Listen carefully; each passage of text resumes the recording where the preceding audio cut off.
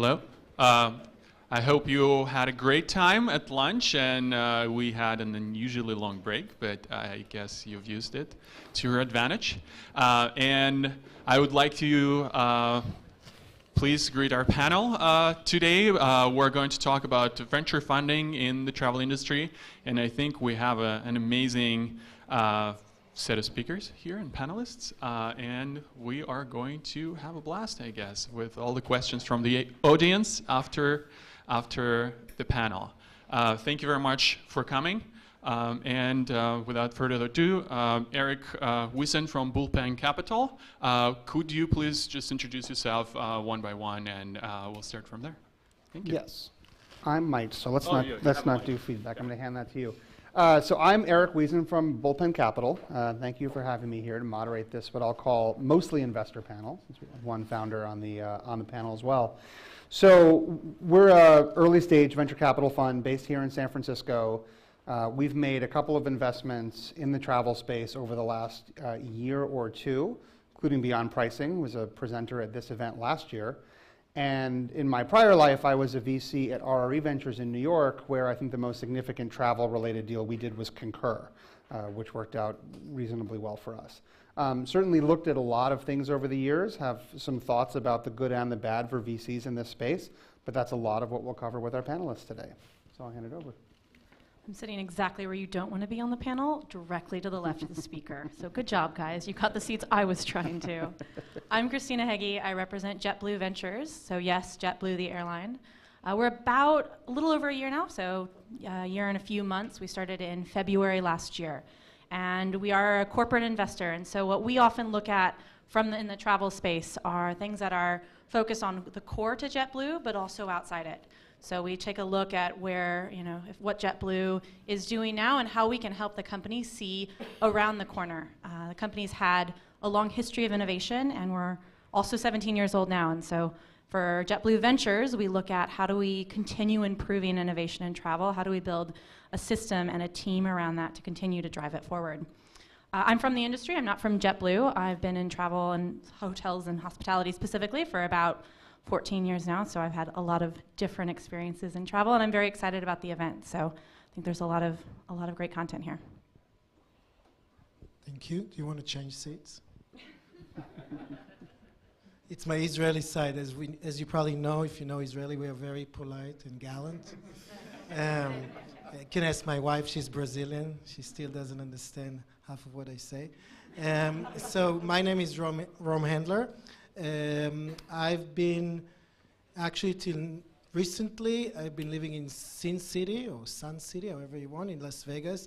For almost 16 years, I've been with Las Vegas Sands in different C-level position, the owner of Venetian, Palazzo, and other properties in Macau, Singapore, Pennsylvania.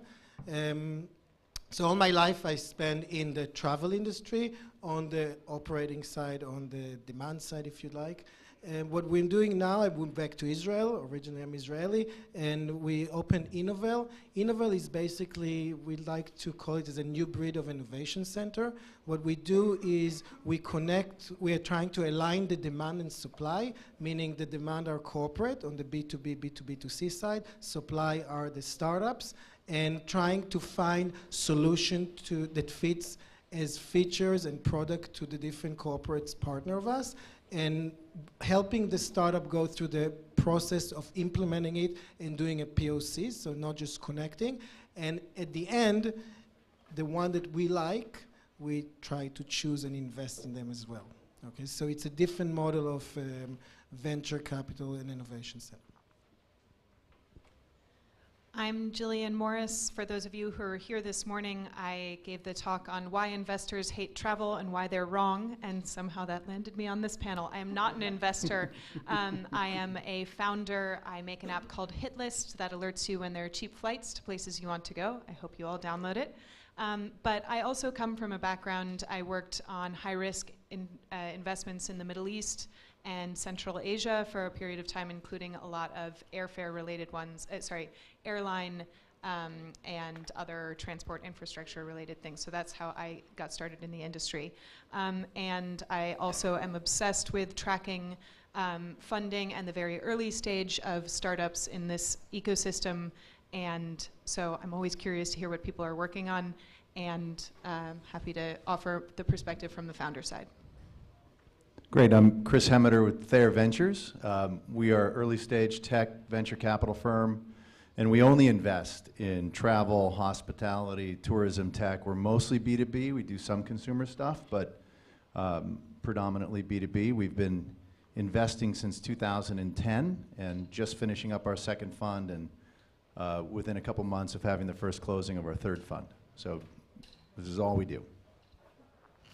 Very good. So and the first question will be somewhat of a broad one. It'll touch a little bit on Jillian's talk this morning. In my practice, we hear a lot about the various slices of the economy that are very large. Financial services, media, healthcare. These areas all seem to get a ton of attention from venture capitalists. Travel is a huge slice of the discretionary consumer GDP in this country and around the world. Yet I would posit you don't hear a lot of discussion about travel from the venture community. Particularly for the three investors on the panel, all three of whom it sounds like have a lot of industry experience. What's your hypothesis for why the travel industry gets as little attention as it gets? Well, since I have the mic, I'll go first. So I think it's because it's very easy to make colossal mistakes. And I think that there's enough roadkill on the sort of, venture capital highway, investing in especially consumer deals related to travel, that a lot of investors have gotten shy in the category. And I also think when it comes to enterprise and B2B, the ecosystems are just different. The decision-making structures are just unlike anything in any other industry.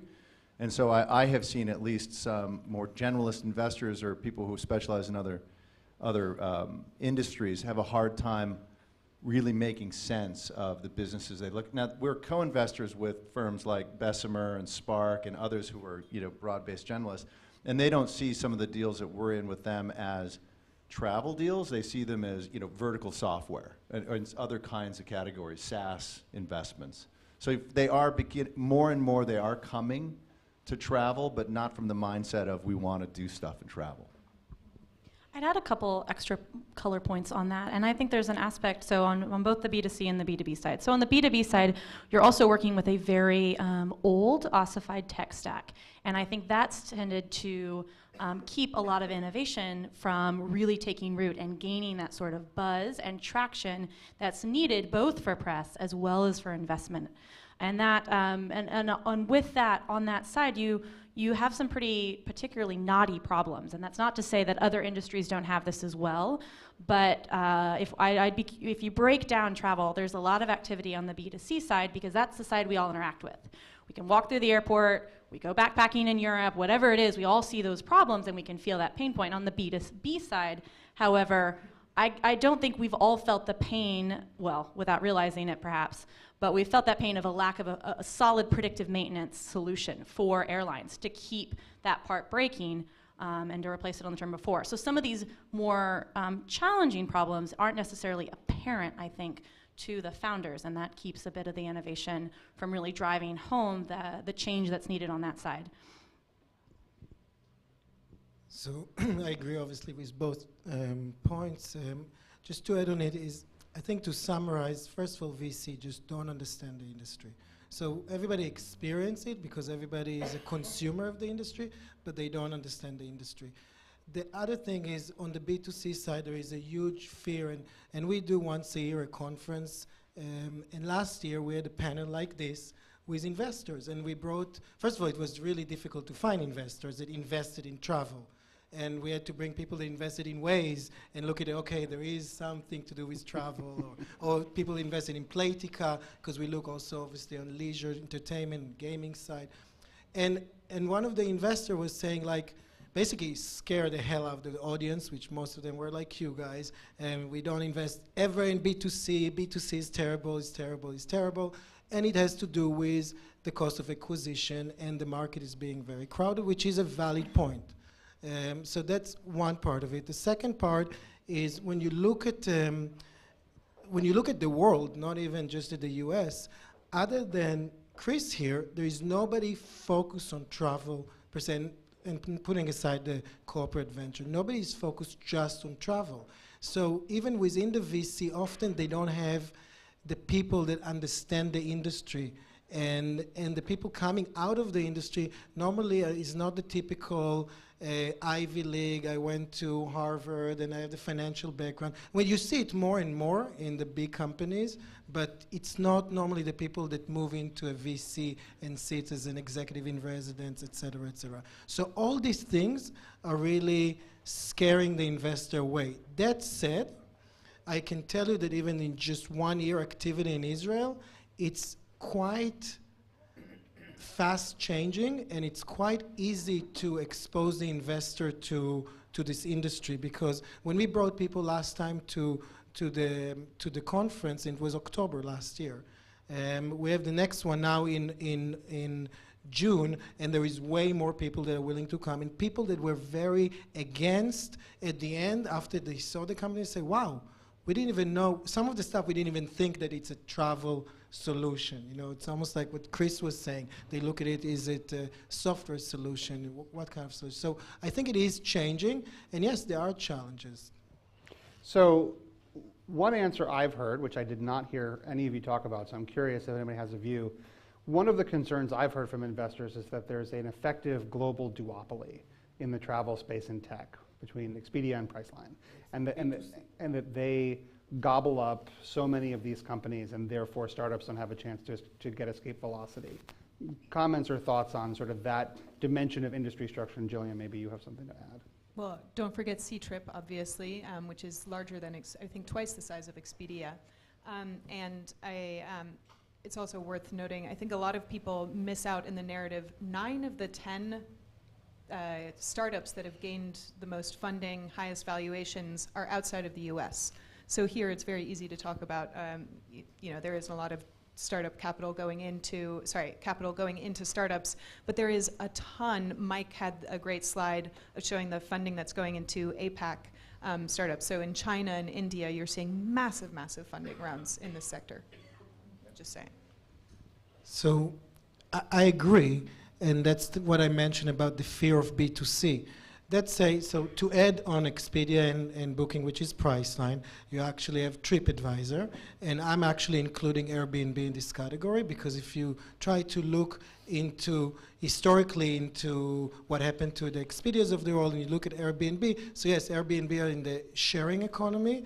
They're starting bumping into regulatory concerns, and they're going to have some constraint, and they're going to look for growth, and they have so much traffic, so they're going to become an OTA eventually that are selling, all kind of things, maybe not hotel. I mean, you see already Expedia is selling HomeAway on their site. So it is very, very crowded, and the challenge there, it's not the B2C, to put it in such a generalized term, it's more on the distribution B2C, and it is very, very difficult. So you see a lot of stuff around rich content. We start seeing things around virtual reality, augmented reality, things that are trying to be a little bit different to penetrate, but it's absolutely a scare point for the investors, no doubt about it.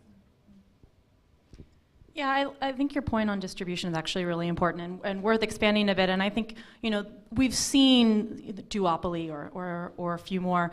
It's owning that ad spend. It's owning that single search channel. I worked at Starwood for a bit, and Starwood couldn't compete on ad dollars. That's not even worth talking about for a startup. So yes, it's definitely hurt discovery for the innovation market, but I think there's actually some pretty interesting opportunities as we look at the change in distribution models, as we're moving from the Web 2.0 of 1.5 million search results for a destination to actually the top 3 to 5 curated for you based on your past trip. And as we shift to that 3.0 model, then it starts to get really interesting to say, what are those new distribution channels? How is voice impacted? How do voice devices in home impact it? And how can startups start to maximize that discovery in a way where you're not competing on a sheer dollar-to-dollar value, you're actually looking at that fit that's incorporating whatever data you have to then be able to deliver your product and to look at discovery in a different way. And I think that will hopefully open up some of the opportunity in the space. Just want to add one thing. I mean, it's a topic that I've been researching a lot, and we talk about the big OTA. Hey, are you coming up? Very good. Good. So we talk a lot about the OTAs, but if you start reading more and more research and understanding what is happening, I read an article, I don't remember who wrote it, but basically said that it's known that the cost per acquisition is really high. You can hear it on the conference call, the earning call of Priceline and Expedia. It gets to $70. Nobody understands really what is the lifetime value of the customer, et cetera, et cetera. But you can argue that the challenge is not the OTA, but it is Google. And Google is doing direct connect, and we as a supplier loved it. It's direct connect, but their biggest customer in the world is Expedia and Priceline.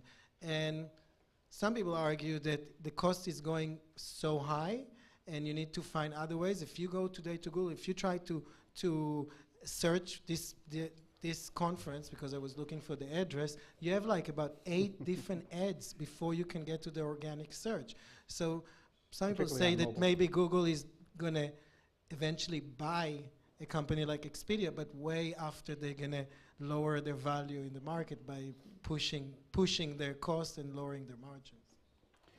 So last question from me, and then we'll hand it over to the audience, but maybe a strategic question for the panelists. So in each sector, there's sort of a view of how enterprise value and durability is formed in a startup, right? Whether that's creating a network that benefits from network effects, whether that's ownership of a customer and customer relationship. As you evaluate travel startups, talk about where you see the accretion of durable enterprise value and what you want to see companies be able to tell you in the form of a narrative in order to believe that they have a 3 to 10 year opportunity to create a lasting franchise as opposed to just an arbitrage of some kind. Chris, start with you. First of all, that was such a beautifully articulated question. So yeah, thank you. And I think it's different in different sort of silos of the space. But it's such an important point for entrepreneurs and for those of you in the room who are building companies. Because if you think about our capital, right, we go into your business, it really doesn't matter how well you're doing in year 3. I mean, it's great. There's a lot of celebration about it. But it's year 7, right, is when we're looking for our return. And so when you're playing, the game of chess in your head about competitive response and market dynamics, trying to figure out how the world reacts to you winning and who loses when you win and who might want to take what you've shown is now there and on the table becomes a huge part of the calculus, right, for value.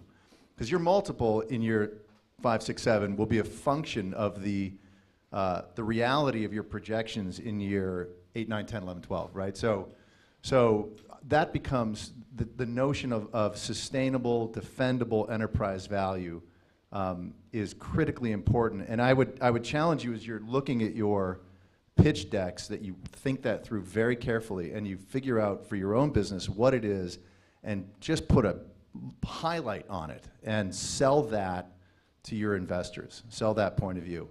And I think it really does depend. There are lots of cases where one could argue speed, the ability to raise capital, first to market, execution and learning become truly defendable. We're in a company called Sonder that I think has some of that going for it. And then there may be some other types of businesses where it's pure intellectual property. It's just all about the core IP.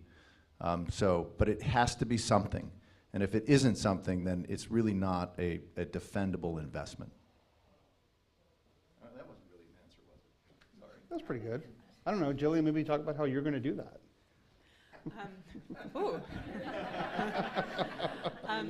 So that's interesting to put me on the spot. I do have a reaction to what Chris said, but I would say the part of the value chain that I am most bullish about, and I had to crystallize my thoughts around this recently because I was talking to Uber, which was looking to, at the time before all of its current stuff, potentially get into the travel industry. And I told them, consolidation of the in-destination activities is an incredibly exciting space that I think there are a lot of players in, and there's capacity for someone to come in and do that well, because no one really is capturing the totality of, oh, I've just showed up here, and it's such an obvious thing for Uber to do. The part of the funnel that I'm most passionate about is the inspiration and activation, and inspiration is a sort of dirty word in the travel funding world, because it is probably, of the vast graveyard of travel startups, one of the biggest sections, biggest mausoleum, I don't know, this is a poor metaphor. And so travel inspiration, but I'm talking about getting people from the thought, I would like to take a trip, to I have purchased a ticket and I'm going somewhere. I think that is the funnel drops off. Almost everyone wants to travel. People travel very infrequently. And the funnel drops off because people have very poor tools to evaluate and feel good about the deals that they're getting. And so Hitlist is collecting demand on where people are interested in going and intelligently matching it with the supply. We have one take on it. There are many, many others that can be successful in that space. But I think the booking funnel, there are a lot of interesting tools already. No one does the very top of the funnel very well. And also, it's where the most opportunity is. If you can control the top of the funnel, you can also control where they go through the rest of it, which is an incredibly lucrative place to be. So I think we have time for a few questions, if we have some questions from the audience.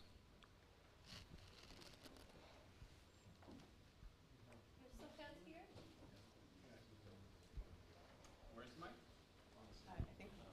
I think we have both of them. Do you have a question, Max? Yes, I do. Actually, I do. Thank you. And, really interesting what you're talking about in the sense of consolidation, and that's what I'm saying in, I don't know, again, some of the materials I publish online, and that's what I talk about at conferences. Fundamentally, if we're talking about bookings, we're competing with Google. They're doing a lot of stuff. They're moving. They could potentially own with the amount of money that they have and with the amount of leverage and branding and everything else. So what do you think about consolidation? And I know you touched on the problems of, duopoly and all those things. How do we innovate here in that kind of area? And how is it related to VCs is Uber was made possible because of the amount of money they raised, right? I think capital is very important here, but what's your take on this, I guess? Sorry, kind of vague question.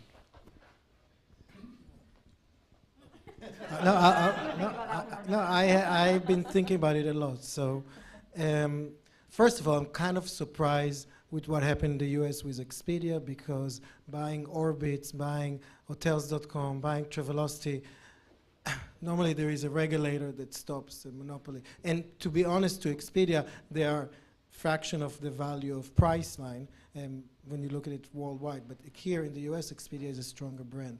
That said, consolidation is happening. And as we said, there are 4 players, which is Priceline, Expedia, TripAdvisor. They have their own challenges now. They can't really, seems like, convert and really drive the revenue as the others through their, and I think they haven't been doing much innovation since the last 10 or 15 years. And then there is Airbnb. Ctrip is definitely one of them, and Priceline owns a small portion of it, but it's another category. So it is happening, and it is challenging. And all this consolidation is really, their fear is Google. Now, when you look at startups, and it's linking to your question before, is when you look at investing in a startup, you want to understand how strong is the team, and you want to understand what do they do new, how of a different concept it is, and how defensible it is. And actually, when you look at technology, that's where you can bring disruption in a very different way, that in a more bricks and mortar environment, it's much more difficult to deal with a duopoly. And you see that Priceline and Expedia, they're out there, they're all the time actively. If there is anybody in the industry that is very, very structured with how they look for a startup and how they work with startup, is Priceline. When you can talk to many different people in the organization, you end up with the same person. They have the role divided in a certain way. There is a department. Their units work independently, but when it gets to venture capital partnership, it's structured quite well for such a big company. So it is very consolidated. It is different, and it's very, very difficult to make it in this environment. So it's not a good place to be right now, but if you have something interesting, and we've seen some interesting concepts that are approaching distribution in a different way, and actually investors do push it to a B2C, which I was surprised to see that the investors say, no, we think you should be in a B2C. It doesn't happen very often. I think that I don't think that it's necessarily as grim as that sounds. And yes, there's some consolidation within the intermediaries, but it's funny how when we talk about travel distribution, we forget to even mention the suppliers themselves, right? And there are new battlegrounds opening up between major suppliers, airlines, right, and the GDS and the intermediaries, and then the hotel companies themselves. There's this real strong effort to move towards direct booking. And I would argue that the consolidation within Marriott, the acquisition of Starwood, sort of was the kicker that moved the balance of power with the intermediaries to where you don't have the price parity handcuffs locking down the market anymore. So suddenly, the suppliers are very interested in figuring out ways to drive direct booking, which is an opportunity for entrepreneurs, right? I mean, it's when you take that, so the top of the funnel is in play, but maybe not in ways that are as obvious as you think. I think that the test for a consumer deal is if it's critically dependent upon being discovered in search, then it's going to have problems. Because in search, when people put in things related to travel, you know, it's going to be buried. So in at least in my view, that's a real challenge. And we see low-hanging fruit all the time. And the problem with that is it's very, very hard to figure out what is low-hanging fruit and what is a sustainable customer acquisition pipeline. And I think if you're building something consumer, the thing that I would suggest is that while you've got sizzle, before you have to actually show stake, raise as much money as you can and protect it jealously, because your Series A, Series B investors are going to they're going to want to see escape velocity, not just early traction. And that takes time and it takes money. I think one more question. Sure. So related to, yes, can you hear me? You talked a little bit about Google and consolidation there. You talked a little bit about, too, with hotels and airlines going more towards direct booking. Do you think that there'll be a change in the travel industry overall, moving away from OTA agency commission models and more towards like PPC direct meta search? Or how do you see that playing out?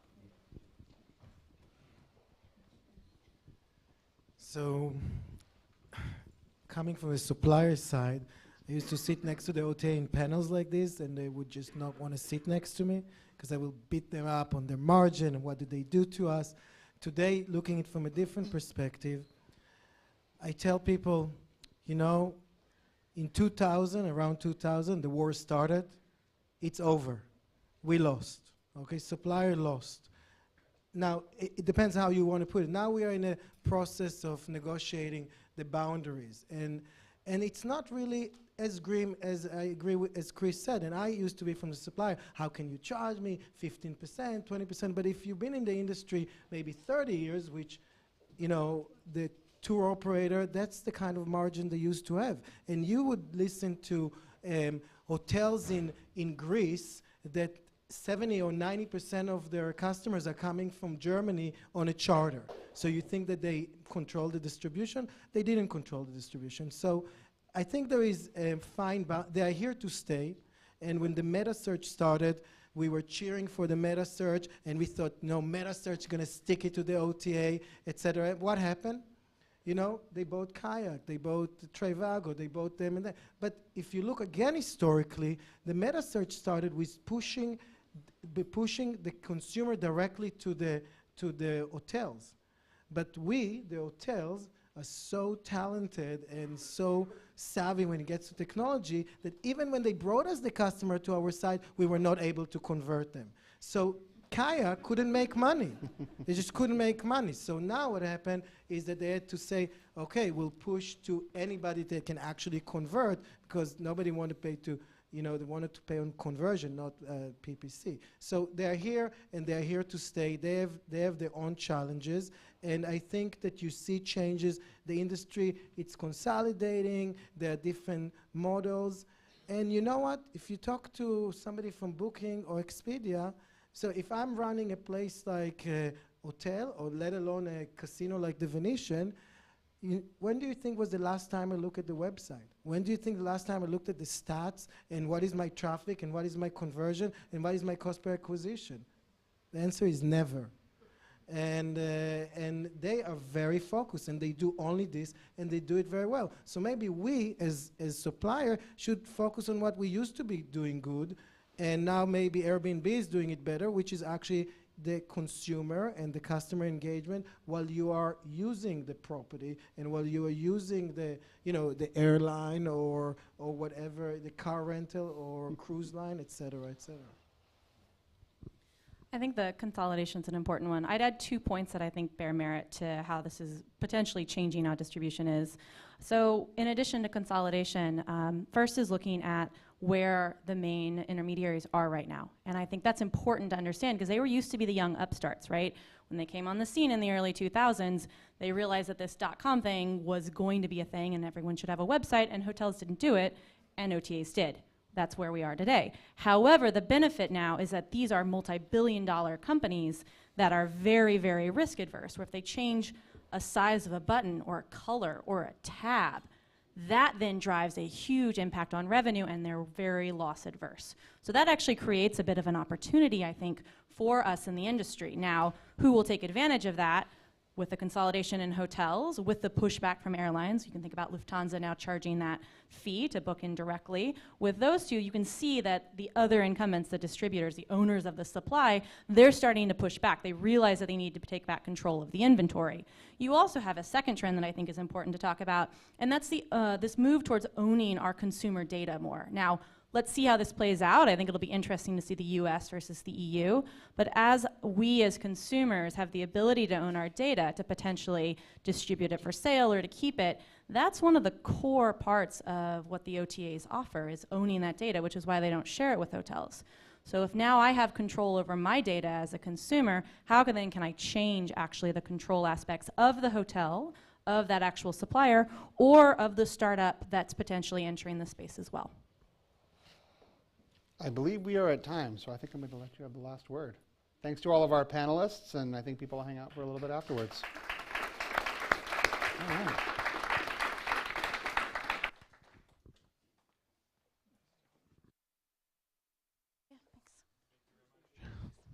Thank you for joining us today. Very appreciate you coming.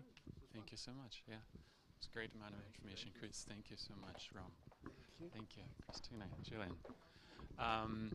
I believe we have our next speaker is Jessica Coyne from PEX Plus, and feel free to take a couple of minutes of break, and while Jessica is coming here. Thank you, Jessica. We will remove the chairs and restore the presentation on the screen, please. Zach, could you please help me with the chairs? Yes, thank you. Hey guys, we've got someone that lost their keys on the floor. Yes. You're not going to see it. Bring it up to the DJ booth or Edgar right here. I sent a set of keys. Hello. And I just wanted to mention that the developer track is actually in the other room over there. There's a sign next to where lunch was. It says breakout room.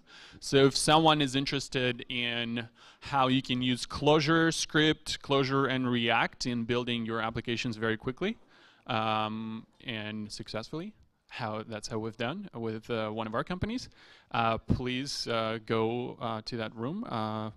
Nicholas Berger from Roomstorm will give that presentation.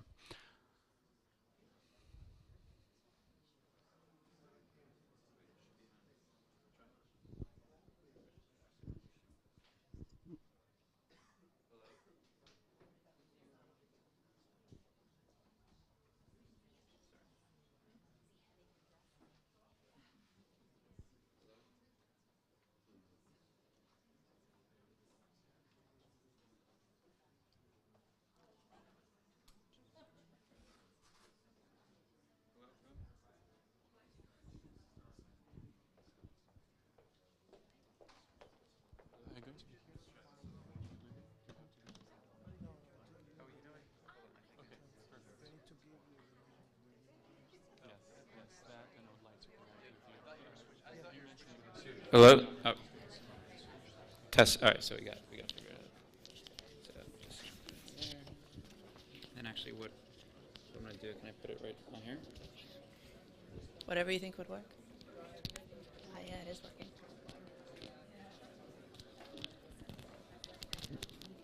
All right. Hello? Yeah, I think it Hello, hello? Yep. Works? Perfect. Jessica, thank you for coming. My pleasure. So we have on stage Jessica Cohen from PEX Plus, and she's going to talk about data opportunities and loyalty, big data, small data. Big data. Very big data. So please take your seats for a very big data presentation from Jessica. Thank you. How to show. It's so natural for me to say that, too. Okay.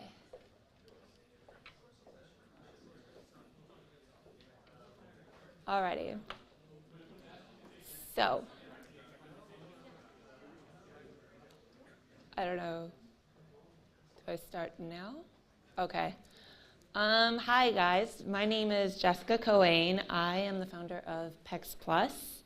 I actually come more from the loyalty side of travel, so I can speak for both loyalty and the overall travel industry.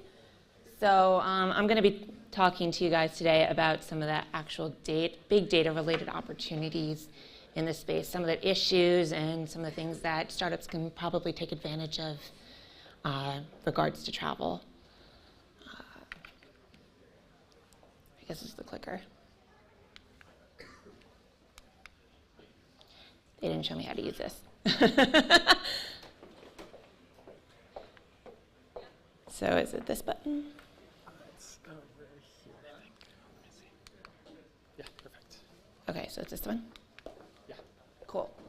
All right, so yeah, I just gave you the rundown again, but all right, so basically I'm going to go through the current states of big data, talk about some of the issues going on with the airlines and the global distribution systems in general, both from the general travel industry and also from the loyalty perspective. By the way, is there anybody here that has a loyalty-related startup?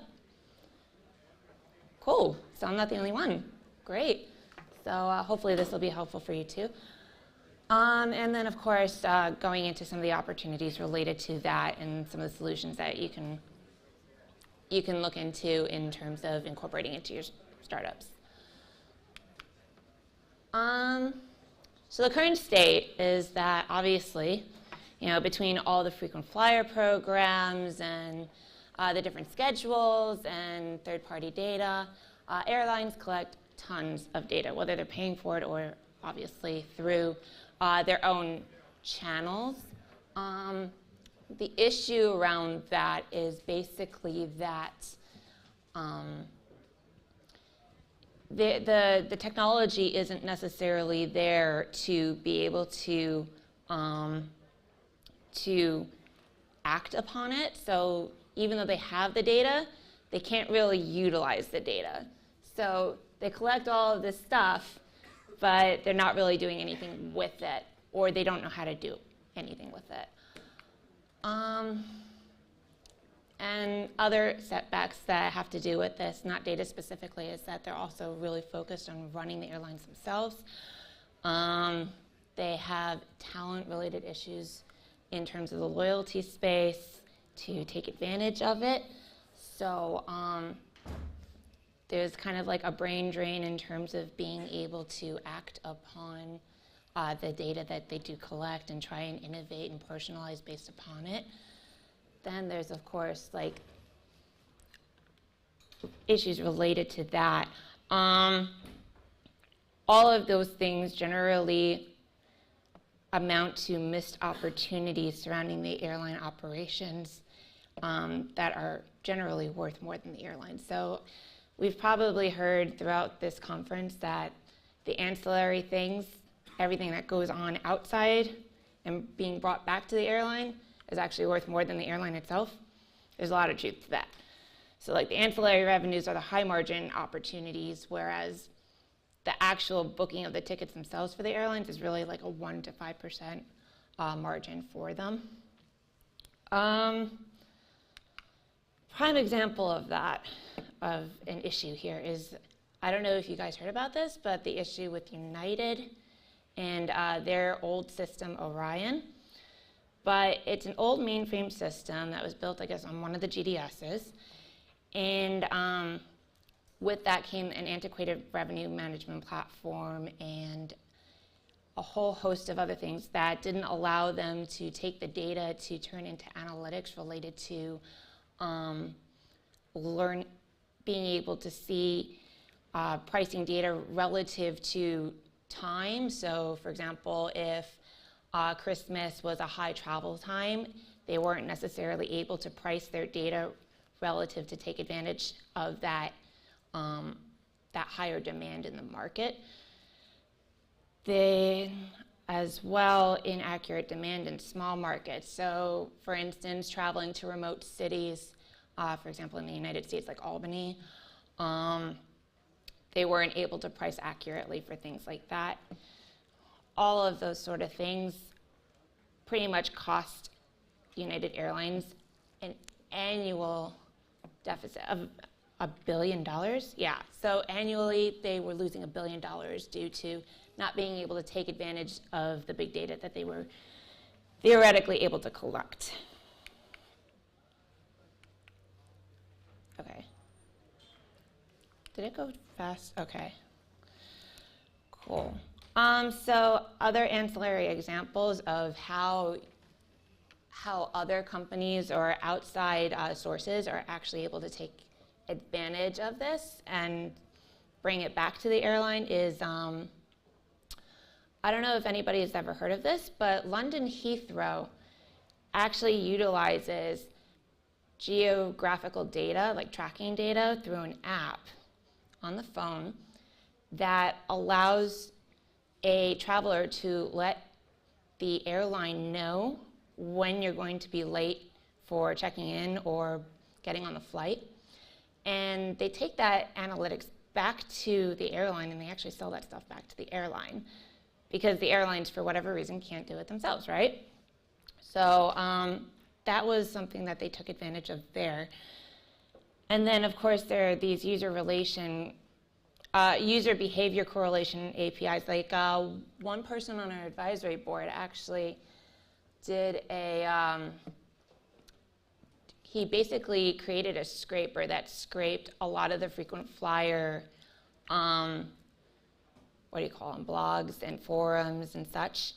And he took that data, analyzed it, and discovered that with 70% accuracy, that any chatter related to trying a new airline or signing up for a new loyalty program or anything like that actually correlated directly with booking with a new airline. So basically loss of business to a competitor.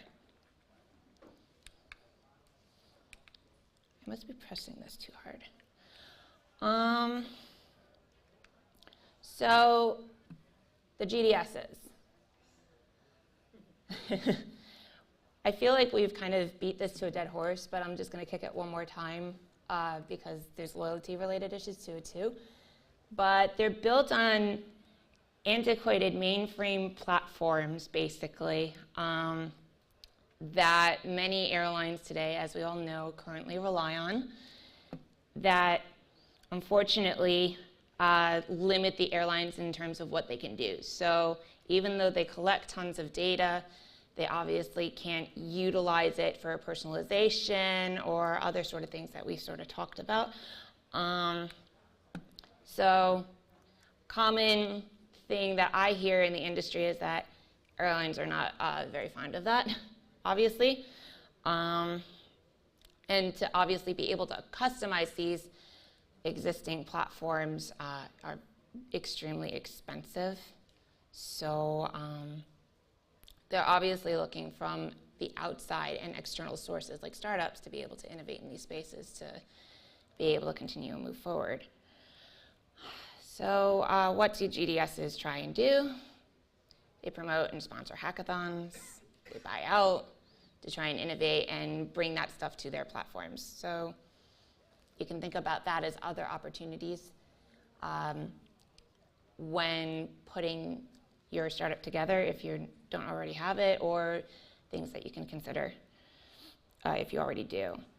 Another thing that GDSs have tried to do as well is in the new NDC space, they've created these things called offer systems. And so that's kind of what they've been trying to do in terms of taking over the NDC space and owning that space. And obviously the airlines aren't too fond of that either, because it's just a kind of continuation of them owning the existing technology. So obviously this has been stated, I'll state it one more time, they're not very happy. It's a bad marriage. Some airlines have even sued their GDSs. Others, like Lufthansa, notoriously have done the Don't Book GDS campaign with the extra fees to try and incentivize going through direct channels.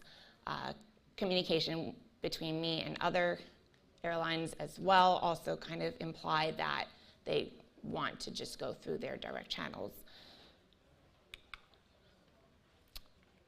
So I kind of touched upon this already, but basically due to all of these factors related to old GDS technology that everybody's built on and the relationships between them, they can't commercialize the data, so they can't take the data that they have and turn it into valuable analytics in order to be able to personalize stuff for their customers.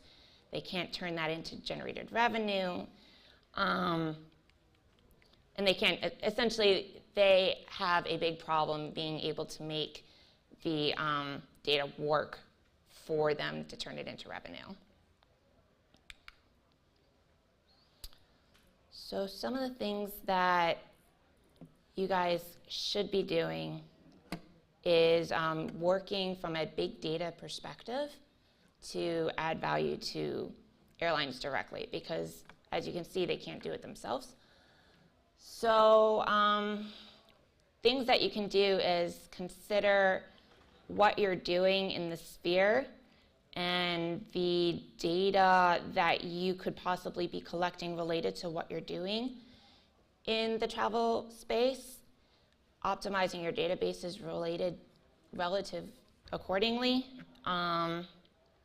to be able to turn that into valuable analytics that you can then take back into the industry and kind of create a B2B source for it, as opposed to a pure B2C sort of thing. So you can actually do a hybrid of what you're doing from B2C and then take it back.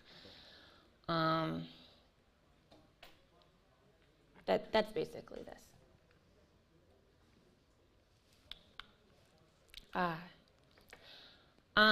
I guess I can use myself as an example, because even though a lot of us here may know PEX Plus as a B2C platform with their website, we actually take a lot of that data and we turn it into analytics in terms of like share of wallet data and user information and personalization.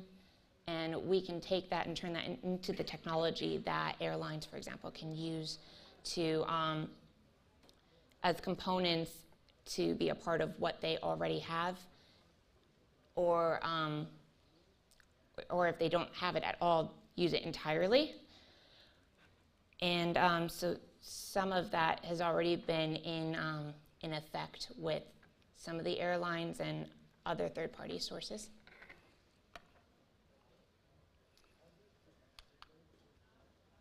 I figured there may be a lot of questions in this space, so I'll leave it for the room.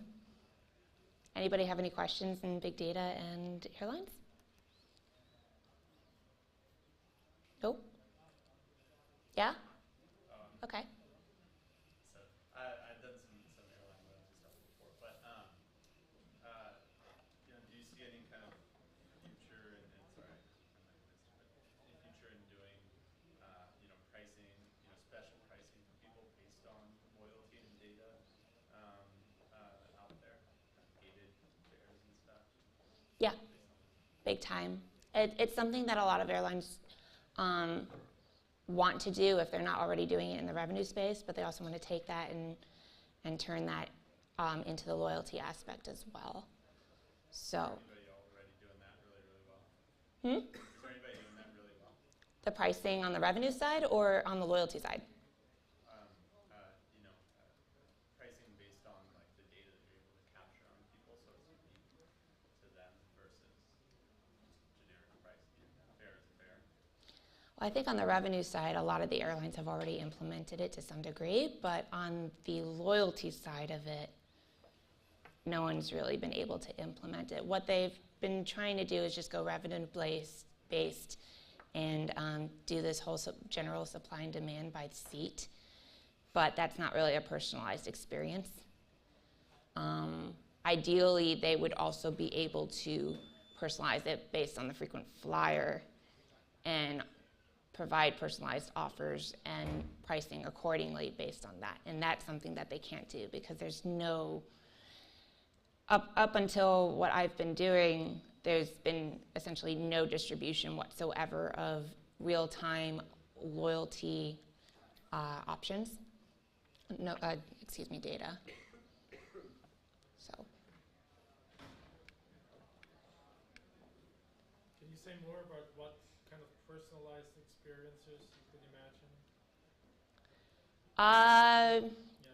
Sure. I mean, you can use your wildest imaginations, actually, but anything from pricing to being able to predict what sort of destinations you'd be interested in going to and what you'd be willing to pay for them, seating, knowing what sort of drinks or foods you'd like before even getting on board, what you'd be willing to spend for which ancillary item before you even start a search, sending you recommended offers, all sorts of these things.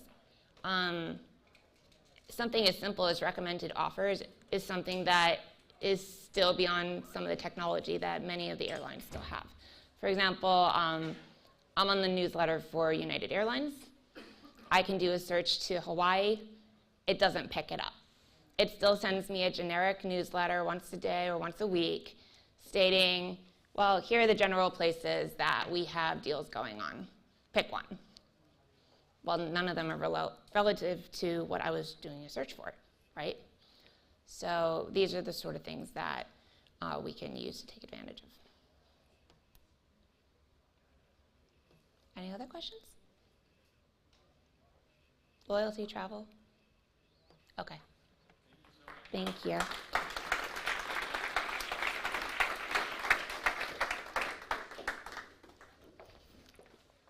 Oh, this. Sure. Yes.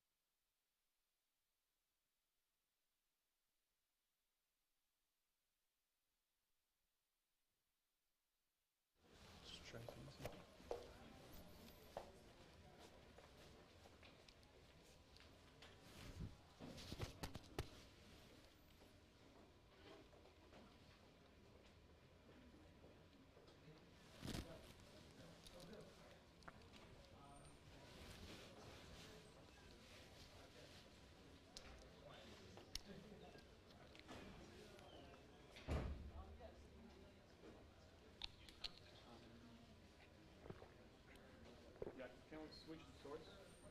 Sorry.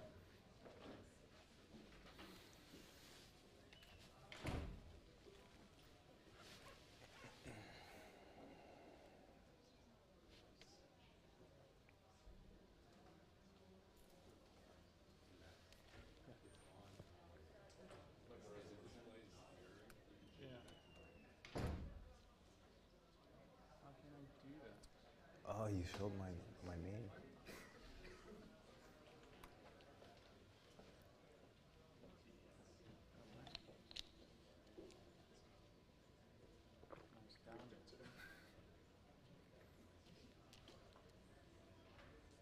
Okay, good. Yeah, I think I can work with that. I can just switch them with the... I don't know, it's gonna work. Yeah, cool. Can you have the clicker right here? Does it work? I think it should. Oh, maybe not with PDFs actually. Is that okay?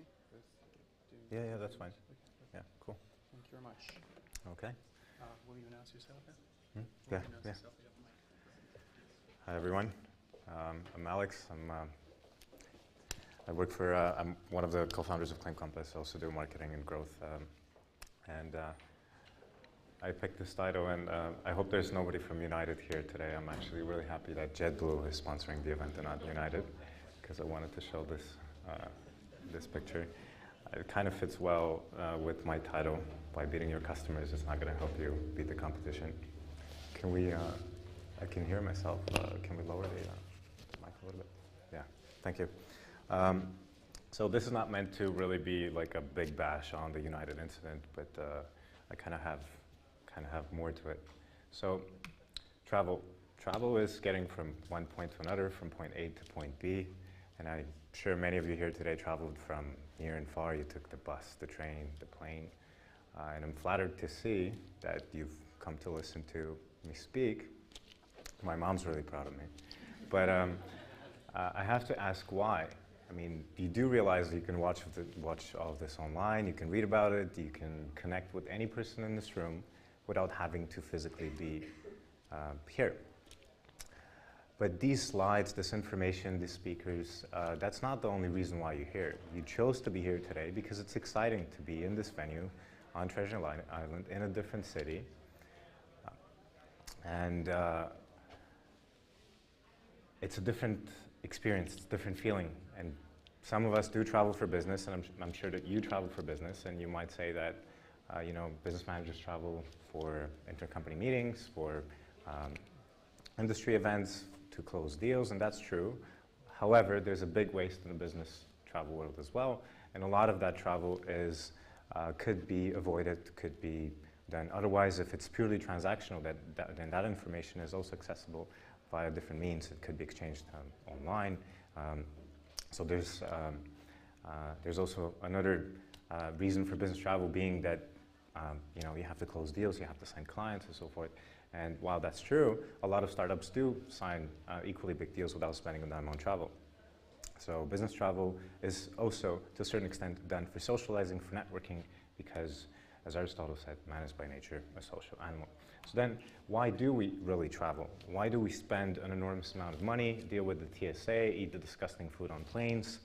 Well, after 20 years of research, Professor Thomas Gilovich at Cornell University came to this conclusion that the one thing that we can, if we were to buy something that would make us happy, would be experience. And that's such as travel, for example, because experiences provide a long-lasting benefit compared to tangible goods. So I'm going to rephrase a famous quote that I'm sure many of you have read before, that travel is the only thing that we can buy which can make us happy. So what does that mean to our industry? What does that mean to the business of travel? Sure, we could be in, you might say, in the tech, we can be in travel, we can be in the logistics of moving people from point A to point B, but essentially we're all trying to make travel a better experience. We're in the business of happiness, if you will. So how much is price a factor when consumers and travelers are shopping for happiness or for the experience of happiness? Consumers will shop on price if they have no other way of differentiating you from the rest of the competition. In reality, when you think about it, especially in the travel sector where margins are so slim, and we've heard about it this many times today, how low can you really go to remain profitable and still be on the market and be able to attract those customers? So instead of competing on price, and especially at the early days of a startup, we can think and try to be the best, add value, give something away, engage, anticipate the needs of the customers, and generally try to nurture them before we try to sell them something.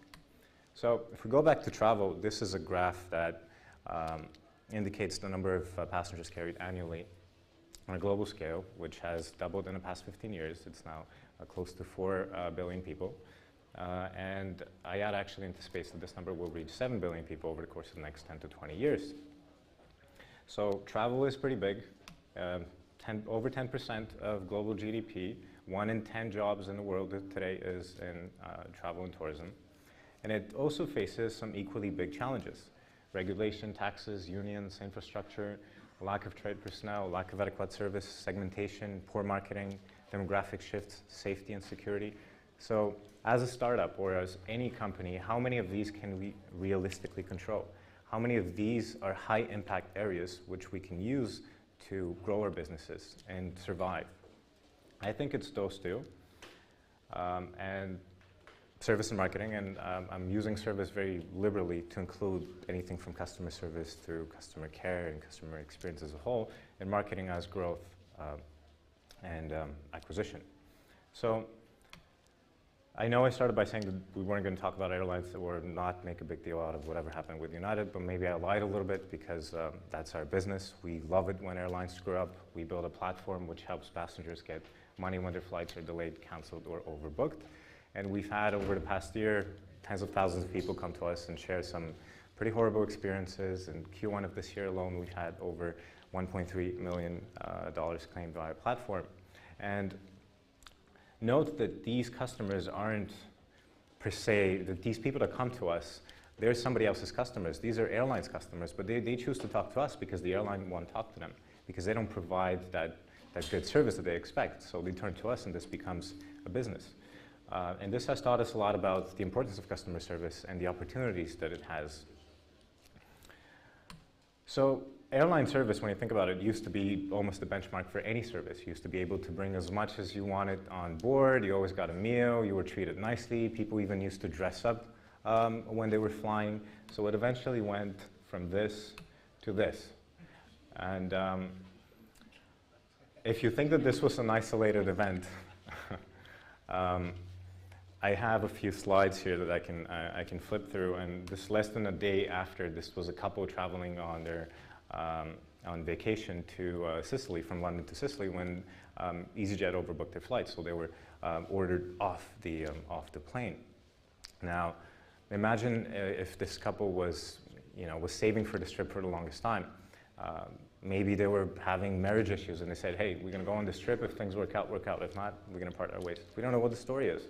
Then there was another couple on United again, which was traveling to their wedding and apparently sat in the wrong seats, and they were escorted off the plane. And there are many of those, and this is in the past month alone. I'm not going to read them all, but I'm sure that you've seen many of those. Oh, except this one is my favorite. United flew this passenger in the wrong direction for 4,800 kilometers. Yeah, things like that happen, I guess. So this is sentiment analysis of tweets to major US airlines, and I know that for those of you who do follow the airline industry closely, you may have read that the American Consumer Index report has reported that airline satisfaction rates have hit a record high, which is true. They did grow by 4.2% over the previous year. But if you look, you can't really see, but they are still ranking, even after that 4.2 rate growth, at the bottom 1/3 when compared with the rest of the industries. So I think this is the first challenge of service in general, and I think there's definitely some work to be done there, and it's the first opportunity. The second is, how do you market? We talked about how expensive it is and how many, and the budgets, the humongous budgets that some of the incumbents in the area have today. And to add to this, this is a graph by James Currier, and I really like it because it illustrates the the fast pace at which new channels are appearing, but it also indicates how quickly they're exhausting themselves. So I think this is even more true in the travel sector, where everyone is after your audience. They have the money, they can move, they have the purchasing power, they're connected. So I think that's the second main challenge. So the two things that I want to really point out here is that this is my lead into these two ideas, is that first, the dichotomy between marketing and service does not exist anymore. And the second is that success for us as startups, or for any company really, either in the travel or other sector today, depends on adapting a customer-centric growth process and sticking to it. So there's this unexplainable division to me between marketing and service. I used to work for an airline in Canada, and it was a pretty big airline, and not only did marketing and customer service not communicate with each other, but they had no idea what each was doing, and they were located in two different buildings. And I think that's wrong, because if marketing's goal is to acquire new customers and grow revenue, then why is customer service and the experience that we provide not an incremental part of it? It's as if we can measure the marketing's ROI better, and that's why we do it, but customer service is harder, so that's why we have a different treatment for it. But if we look at the marketing funnel, as soon as we acquire a customer, the experience that they have, their first experience with the brand, and then the service that they receive has direct influence on how well they convert, how much revenue they drive, how many people they refer, and how often they come back and use our product, service, app, whatever it might be. And it costs 6 to 7 times more to acquire a new customer, if it's even possible for a startup in the travel world, than it is to capitalize on the ones that are already in your funnel. So instead of pouring in money at the top, we can concentrate on upselling customers, retaining them, getting referrals, and generally increasing the lifetime value of existing customers. 70% of buying experiences are based on how the customer feels they're being treated. And news of bad customer service reaches more than twice as many people than praise for good service. And I think in the case of United, it reaches 50 times as much. And consumers are already telling us this. And this is not a very recent data. However, almost 60% are saying that they would try a new brand or a company for a better service experience. So I think that's why it's important to set up your interaction and reputation channels early on, create a culture which is consistent across all the touching points, all the interaction points. And this could be something as simple as email, social media, face-to-face, phone, website, app, whatever you're using. And reputation channels, those are the channels where customers go to share their experiences with the world. And I think this is important in travel, because travel is still a big deal for most people. It's a low frequent activity. And travelers are nervous. They do look for guidance. They read those reviews. They share their experiences. And for example, I thought about when I was writing the speech, I was thinking how much of an influence this review score of Booking.com hotels has when I'm booking something. I don't think I've ever booked anything below 8.9. So I think that's really important. And it also has a direct influence on your sales model. So if the poorer the experience, the more you have to invest on your outbound sales, the more it costs to acquire a new customer, versus the better the experience, the more inbound leads you get, the more profitable or the larger your margins are, if you will. I've actually read about companies and startups that have grown successfully almost entirely on an inbound sales model. So that's definitely a factor. We built an API which we're offering to online travel agencies and other booking platforms to partner with us and proactively notify their clients when they can get some money. And we're currently speaking with one large OTA, one of the leading OTAs, and we got them as an inbound lead. So when we had our first call, they said something along the lines of, "Hey, you guys are great. We've read some stuff about you, so let's work together." We're not the first company out there. We're not the biggest company. We're not the best funded company, but reputation played in our favor in this case.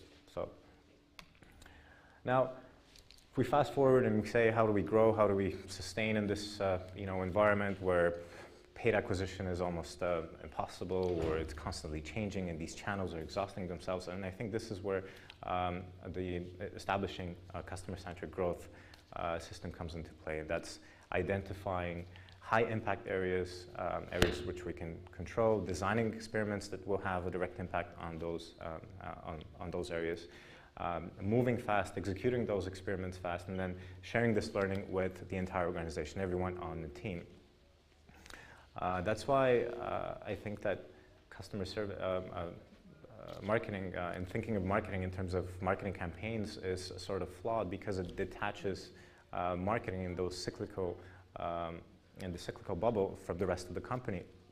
And how many of you here have had the experience when you're talking to a rep on the phone, either from an airline or a cable company, and you feel like they hate their job and they hate you even more? That's probably because their jobs really do suck, and because nobody cares about the stuff they have to say, if they have to say anything, and because they don't think that they're an important part of the company. By adapting such a growth system, all of a sudden customer service is no longer a troubleshooting device. The experience that you provide and the care that you provide to your customers is also about growth. It's about retention, it's about upselling, it's about customer development, if you will. We mentioned Steve Blank's name earlier. So this is a quote that I think summarizes kind of this customer-centric attitude by Jeff Bezos.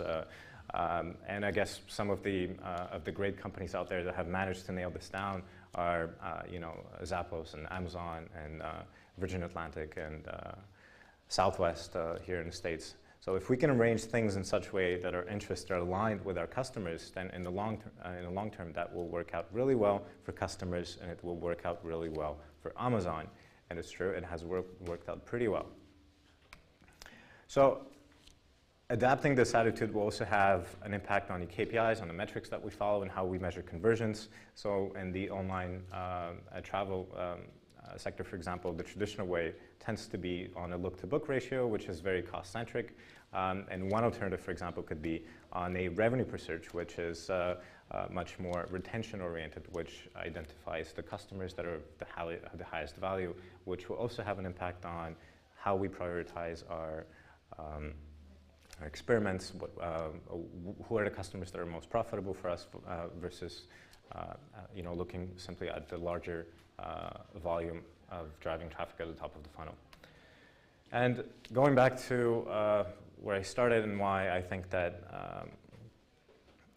we're at an age where customer-centric experiences are of crucial importance, is if we assume that we've moved through these different ages, the age of manufacturing, age of distribution, age of information, and today we're in the age of the customer, where the customer is ever so empowered, and they have the purchasing power, they have the money, they have the information, they're bombarded with different offers.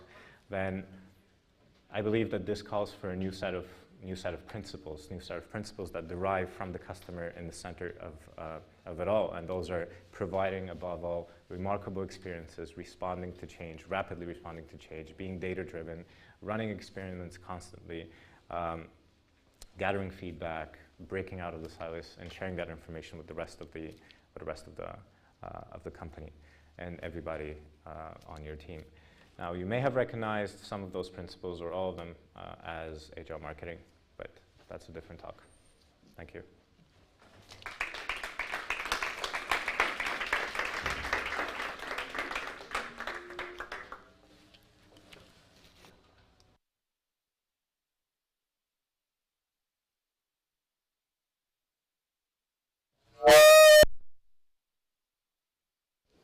I didn't do that on purpose.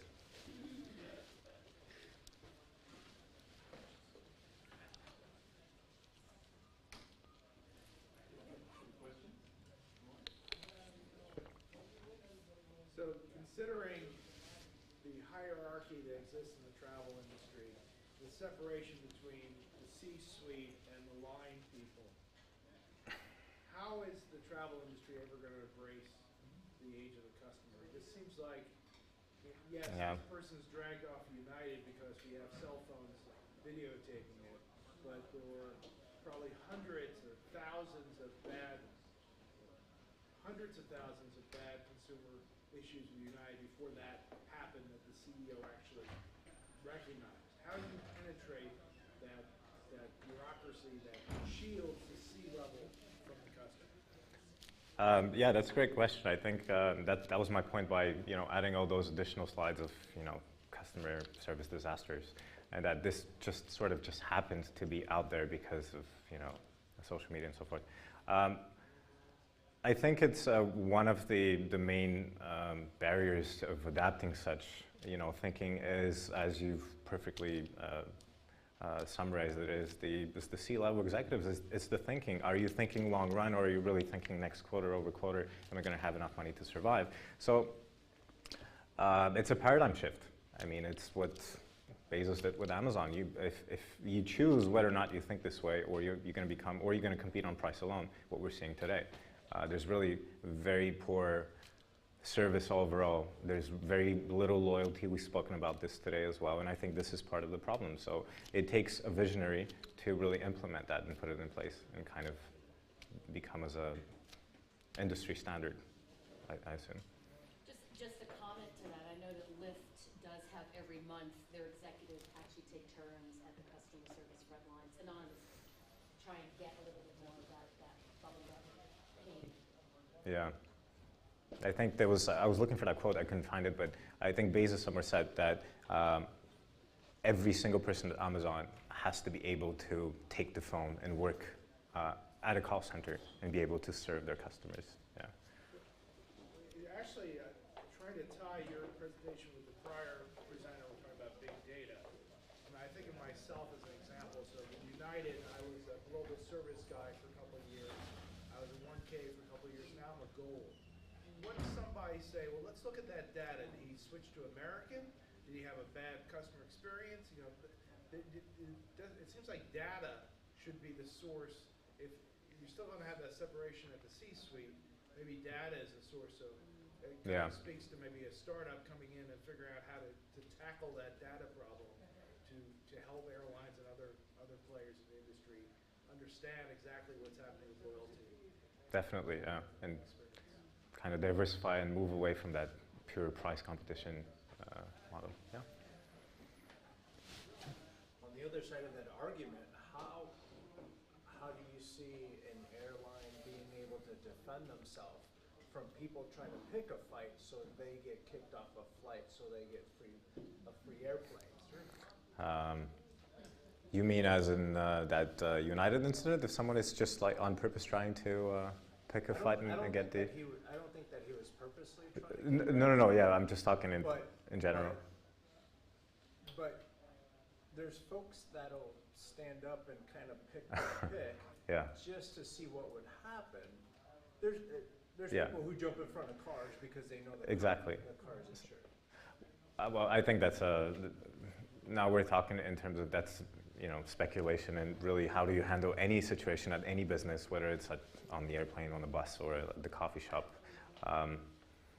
We're talking more of a, in general terms, is really a customer looked after, generally speaking, and I think that there's some improvement that could be done there in the airline, perhaps amongst all, and in other certain areas of travel as well. Yeah. How do you think about segmenting and managing unprofitable customers? Because there's always going to be a segment in your business that don't actually make you money. Yeah, this is. The most resources and causing the most labor. Yeah, in travel in general, or in the airline industry? In travel. Yeah, well, that's definitely a tough one, and especially I think in the airline industries where the pricing is so complicated, and I think it keeps changing more or less, and it's an entire science, as Jillian showed earlier. There's definitely challenges there. So I don't know. I don't know how to answer that. That's a great question. Someone else can jump in, but I think it's it's definitely a challenge. Right. Cool. Any other questions? Okay. Great. Thank you.